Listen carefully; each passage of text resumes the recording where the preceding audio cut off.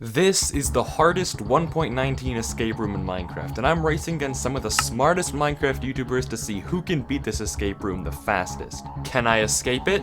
Let's find out. When I first spawned into the room, I skimmed the book in the lectern and then broke it to find a piece of moss in a glow item frame. I then turned around and opened the chest behind me. Inside was a jumble of some of the most random loot I had ever seen. Nothing stuck out to me at first, so I collected the items, broke the chest, and broke the crafting table. I checked the furnace on the side of the room, but it didn't provide me with anything. The exit I had to get to was 11 blocks away, and I didn't even have close to enough blocks. I then turned my attention to the final thing in the room. This opening.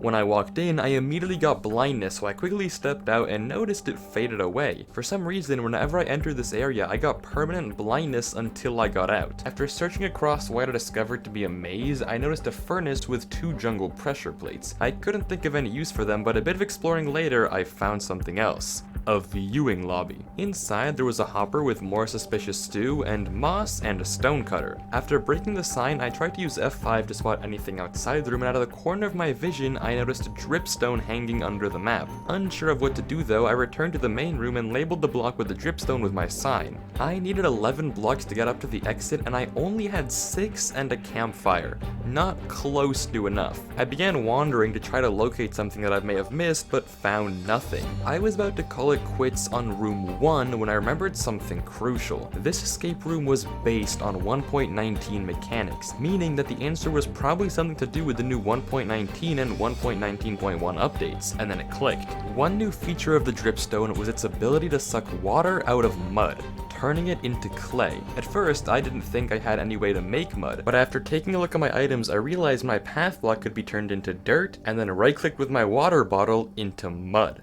While waiting for the clay to convert, I also noticed I could craft my 2 moss into moss carpet. At first, this seemed like a useless craft. Carpets can't float, so I was getting 2 blocks for 2 blocks. And even worse, it was irreversible. But then I realized that using a sign as the base, these 3 carpets could act as 3 whole blocks to pillar up with. The mud still hadn't turned into clay, and I began to question if it would work at all. Still, I made use of my waiting time and began to check outside the walls of the room by using F5 and Quake Pro. At first, I found nothing, until I noticed what looked like a skulk sensor connected to some sort of redstone. I doubted it was close enough to hear me from where I was, but knowing it existed would definitely help me out in the next room.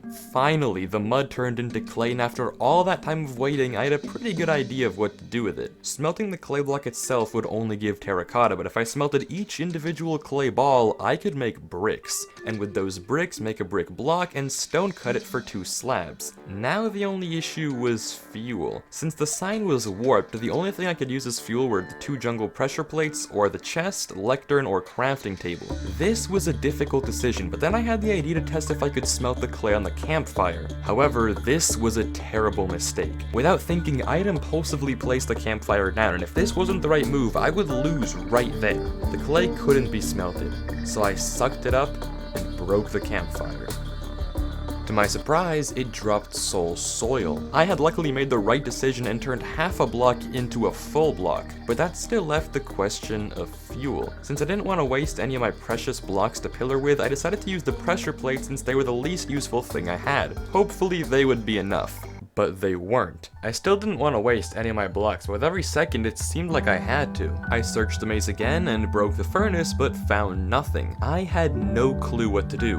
But then, something crossed my mind. The suspicious stew. On the chance that this stew was jump boost, I could make it to the top with only half the blocks I needed. But what if it wasn't? I would be left with an empty bowl and be helpless. Wait a second. An empty bowl.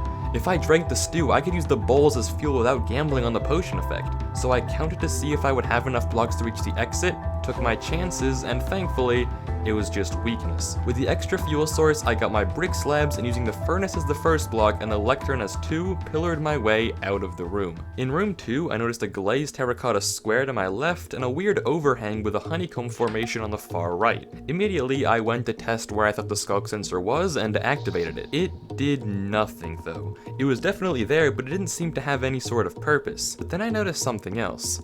lava particles. Dripping onto the block next to me were particles of lava, meaning there was a lava block right above this bedrock ceiling. I wasn't actually sure what it was useful for yet, so I marked it with a glow item frame and returned to the rest of the room. Inside the furnace was a cauldron, and counting the blocks to the exit totaled to 7, and I had only 1. After a bit of searching, I couldn't find anything at all in the honeycomb, but underneath the glazed terracotta, I found a hopper with a blaze rod, mangrove roots, and a pointed dripstone, all of which I collected and raised my block total to about 2.5 out of 7. Still a good ways to go. Since I couldn't think of any other obvious clues besides breaking the furnace, which I was too scared to do, I began checking all the walls with F5. I caught a glimpse of the end platform, but what really caught my attention was this: a secret room with a pressure plate behind one of the walls. Somehow using these items, I had to phase through that wall, but none of the items seemed to be of any help. Maybe it was a glitch I didn't know about, or maybe that useless skulk sensor was opening a door behind me whenever I activated it. Bingo. Only a slight problem. The door closed. Fast. I tried running back and forth a few times, but no matter how quickly I thought I was sprinting, I couldn't make it. But then I had another idea. Skulk sensors detect any noise, so I didn't have to be the one making it. If I threw an item, maybe, just maybe, I would have enough time to make it to the opening. This time I did get closer, but still a no-go. Maybe I could make it if I was elevated? Just barely off. But after a few more tries, this happened. I almost had it, almost, however it still just wasn't enough. There had to be a better way. So I thought about any way I could use the items in my inventory to make a sound while I was already at the door, and then it clicked. Lava. When a dripstone fills a cauldron with lava or water, that makes a noise that a skulk sensor detects, and using this mechanism I can set up a filling station and wait by the door until the cauldron fills and the slit is opened. Inside the room, I found a hopper with 2 wheat and a chorus fruit, but now that everything was said and done, I still only had 1 block and 1 dripstone. Eating the chorus fruit could teleport me to the exit, but on the very likely chance I teleported literally anywhere else, I would probably completely fail the room. Thankfully, I remembered a trick from one of my previous escape rooms. If I smelted the chorus fruit and combined it with the blaze rod, I would get 4 end rods. This seemed like the only move I could make, so I headed to the furnace, but quickly realized a problem. I had no fuel. If I used the blaze rod, I couldn't make the end rods. So then what? I tried right-clicking everything in my inventory into the furnace, and to my surprise, the mangrove roots went in. This was risky since it would mean losing a block, but since it was my only fuel source and I would gain 4 end rods, it seemed like a worthy sacrifice. But again, I had only 4 blocks and I needed 7. Something was missing. I rechecked the honeycomb, which up until this point was completely useless, but found nothing in it. After a bit of thought, I tried to use the cauldron to set up a parkour to make it higher up. That also quickly achieved nothing. I then tried setting up a different parkour out and accidentally caught fire from the lava, but that actually gave me an idea. If I could light myself on fire, I could use the fire damage to boost me up an extra block each time I jumped, meaning I only needed half the required blocks, meaning I had enough. As I counted the blocks to set up the end rods though, I noticed something out of the corner of my eye, an item on the bedrock next to me, frog spawn,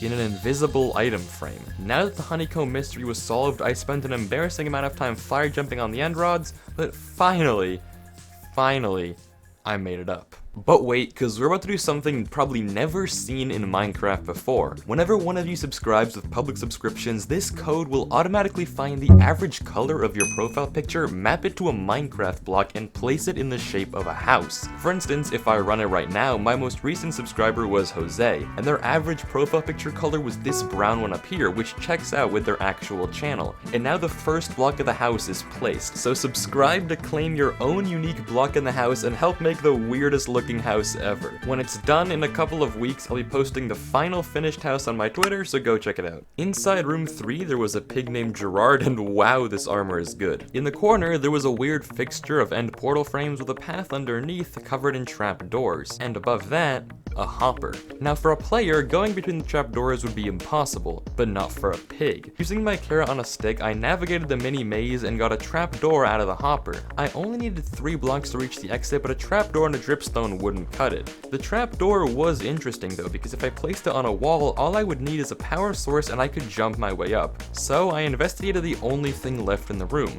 the furnace. In front of the furnace was a little ditch which seemed to serve no purpose. Even worse, there was nothing I could smelt. Except maybe there was. Maybe the excessive amount of enchantments were to distract me from the fact I could smelt the golden armor for golden nuggets. However, not only would that not help me at all, I had no fuel to smelt with. I checked under the end portal frames. Nothing. I was at a dead end, so I tried to think about it logically. Alright, let's think about this. I've got a furnace with nothing to use as fuel, and only this armor to smelt.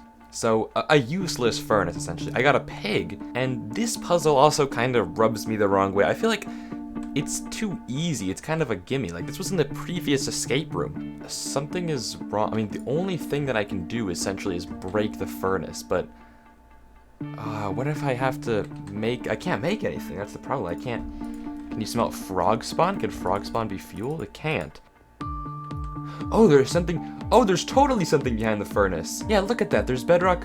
Oh, dude, there's totally something behind here. Okay, now I can feel so much better about breaking this thing. Another furnace with wheat inside. I was in exactly the same position with only another wheat to my name. But just to double check, I F5'd out of the room again and noticed that the line of bedrock extended 1 block behind the second furnace. So with that being my only lead, I broke the furnace and nothing. Literally nothing. An air block. I was completely stuck. I tried using Gerard to ride my way into the hole, but that ended up proving impossible thanks to the ditch. I then tried to dismount Gerard into the hole, but that didn't work either. I was out of options. As a last resort, I began sorting the items in my inventory to see if there was a secret glass pane, but mainly to rule out anything I knew was completely useless. Discs, slime balls, frog spawn. But then I got an idea. In the previous room, the frog spawn was in an invisible item frame. What if the same trick was being pulled this time? What if there was a hidden item in an item frame somewhere?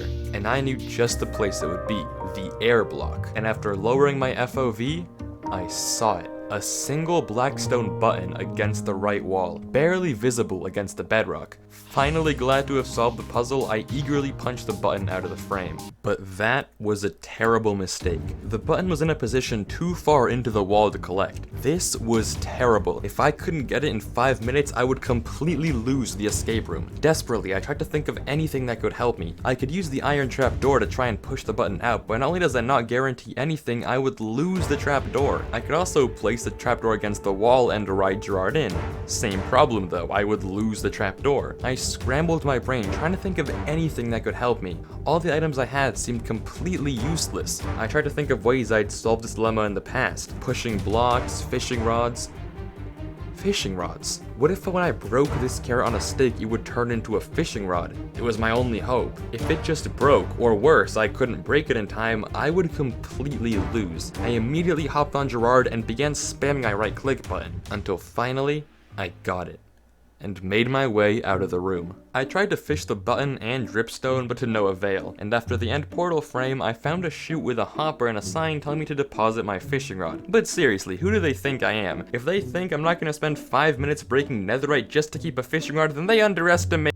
Oh, this room was a giant maze, but after dropping down, I realized it was covered in barriers. On one corner, there was an exposed hatch of water, which I almost thought I got stuck in, and on the other corner was a group of pressure plates and a dispenser and a piston. I guessed that once I completed the maze, it would dispense and push an item. The exit only needed a singular block to get up, but I had none. After breaking the sewer floor, it quickly dawned on me that this maze wasn't for me, and I was going to drown. Thankfully, I survived and realized what I had to do. Frog spawn. Since this process can take 10 minutes, while the frogs were hatching, I decided to figure out what item they were actually attracted to using a very sophisticated No, I just looked it up. That's payback for the netherite block. Oh, slime ball. Perfect. How far was the second alphabet shifted relative to the first alphabet? Oh my, that gave me a heart attack, dude. I was just watching a video. Sorry if it's loud, my fan is on. I was just watching a video that was so loud. I just got jump scared by frogs. And after nearly dying in real life, I quickly set off on my quest to lead the tadpole to the end before he grew up into a frog and couldn't fit through the gaps anymore. At the end, I received a carpet from the dispenser and using the sign, made my way out. In room 5, I was greeted by a farm and yet another maze, but something that surprised me was that I could actually F5 out of this one. With this power, I quickly scanned through the entire maze and to my surprise, found absolutely nothing. I then searched the floor in first person, but also found nothing. The entire maze was completely empty, but then I realized something. The reason I could F5 in the first place There were no barriers here. I wasn't sure if this was intentional or not, but I grabbed the dirt blocks from the farm, making sure to leave some just in case, and pillared out of the maze. And to my surprise, again, it worked. I was now on top of the maze and I could see all around me. Sadly, all the redstone was barriered off, however on the other edge of the room I did find something. A workshop. I snatched the crafting table and went back to the main room. I needed 8 blocks and I had only 5. Still not enough. Obviously, I was missing something. That's until I noticed it. The water bottle. The entire theme of this escape room was 1.19 after all, and I could make 4 mud, for which I had 4 wheat, which could make 4 mud bricks, which could make me mud slabs. I was out. The next room had a jukebox and a sign saying that all 3 of these pressure plates had to be held down for this door of barriers to open. There were 3 chambers and a 4th with an allay trapped inside, and since items can't push stone pressure plates, I needed mobs. Thankfully, this was one of the features of 1.19 that I knew right away. Allay duplication. If you play a disc in a jukebox and give an allay an amethyst shard, it undergoes asexual reproduction and duplicates. Except my allay just took the shard and flew off. Are you serious? Thankfully, he did come back, and now I had 2 allays and 1 of me to hold all 3 plates. The problem was these things really didn't want to enter prison. Who would have guessed? The way allays work is they take whatever items you give them and look for similar ones to give back. Knowing this, the puzzle was pretty straightforward. I just gave the allays whatever duplicate items I had, and the Rai did the rest. The next room had a singular diamond block in the center and an indented bedrock wall. My options were either to break the diamond block or do literally anything else. I went with the latter. I searched my inventory, but without an obvious exit, I wasn't even sure what I was meant to do. So I turned my attention to the only other thing in the room, the indent. I had the idea that maybe it was some sort of door I was meant to phase through, but I wasn't so confident. So I turned on Quake Pro and saw a golden pressure plate behind the wall. This did indeed seem like some sort of door, but how in the world was I supposed to get it open? Nothing in my inventory looked to be of any help, and I was scared to mine the diamond block for no reason. I turned on F3 and B to toggle hitboxes, and as I suspected, there was indeed something under the diamond block in an item frame. Perfect.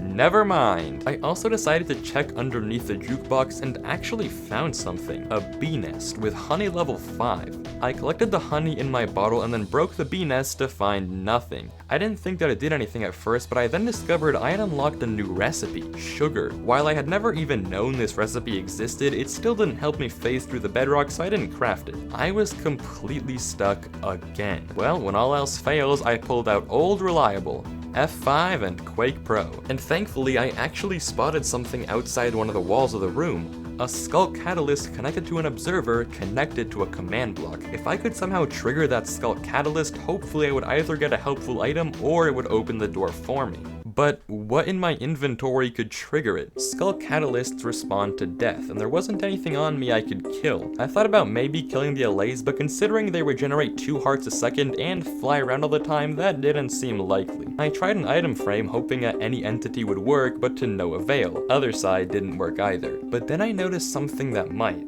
Thorns. All of the armor was enchanted with thorns 255. If I placed that on an armor stand, maybe I could punch it to die. This seemed like a pretty good idea until I realized something. I didn't know where my spawn was. Chances are I would respawn back in room 1 and be stuck. Not to mention, I just remembered that I didn't die when I took the armor off in room 3, so why would I die now? It seemed like I was out of options completely until this happened. The door opened. For some reason, I guess that killing an armor stand sets off a skull catalyst. Weird, but hey, the more you know. This room was unlike anything I had ever seen in an escape room. I was inside what seemed like a small campsite scene. There were lights, a tent, a car, a lake, a fire pit, and even a dangerous pit into a stone platform with a sign telling me not to jump unless I was experienced. I noticed a hopper and anvil behind me with a sign that told me to deposit a code. All uppercase, no spaces. Somehow, I had to find a code from this campsite. Inside a barrel, I found a pair of trousers labeled Peepaw's pants, but I still had no direction in mind to solve this room. I went around exploring, seeing if there was something hidden that wasn't obvious at first. All the walls looked like light blue concrete but were coated in a layer of barriers just like the ceiling. The roasting meat turned out to be a log, meaning I could now craft a few things, but I wasn't sure how that would help me find a code. But that's when it hit me. I could break anything.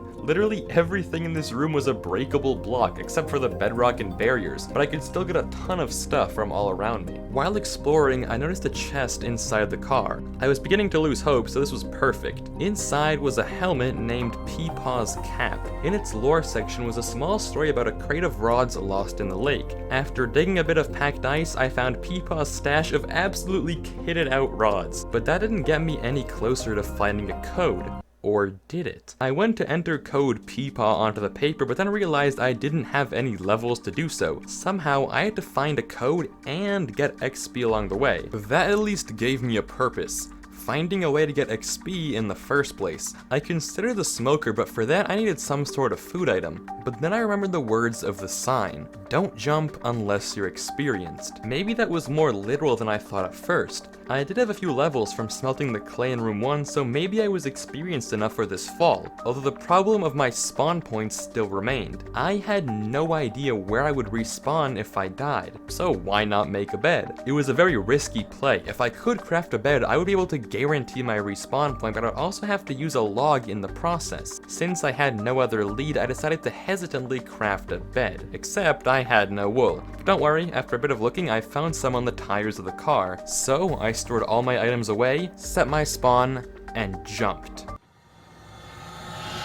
And there it was, right in front of me, a skulk catalyst. The stone floor had turned into a catalyst out of nowhere. Confused, I respawned and looked down. There was no catalyst. I died again, and sure enough, there was a skull catalyst yet again. However, this time I realized the trick. Maps. There were stone maps that didn't render when I was dead and revealed the hidden catalyst. This now clarified the warning, and if I died with levels, maybe something would happen. Problem was, I wasn't sure how to get levels, until I investigated the lamp. The street lamp was made out of grindstones, and conveniently, I had a ton of enchanted gear just for it. I grabbed the pants, disenchanted them to receive a ton of levels, and jumped down. This time, Skulk began to consume the whole platform, and when I looked from above, I noticed what seemed to resemble the number 6. This was it. Jump after jump, I kept disenchanting each piece of armor. The Skulk was actually spelling out the code, until finally,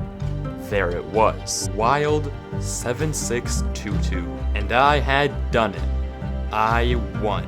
If you want to watch the 8 amazing YouTubers try the escape room with some special guests, click this video right here. Thank you so much for watching, please subscribe, and peace out.